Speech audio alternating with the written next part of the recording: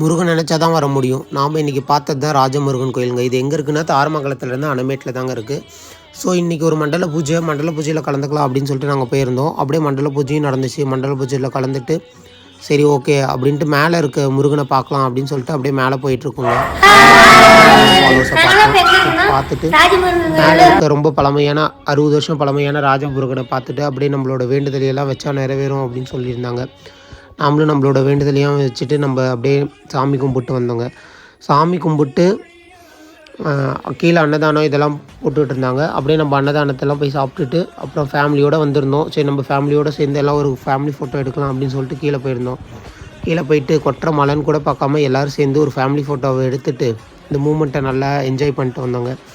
அதே மாதிரி முருகன்கிட்ட நம்ம எந்த வேண்டுதலை வச்சாலும் நடக்கும் அப்படின்னு சொன்னாங்க. அதே மாதிரி நம்ம வேண்டுதலை வச்சுட்டு வந்தேன். நம்ம இங்கே போனால் ராஜமுருகனை மட்டும் பார்க்க முடியாதுங்க. ராஜமுருகனோடு சேர்ந்து 6 படை முருகனையும் பார்க்கலாம். நீங்களும் போய் பாருங்கள்.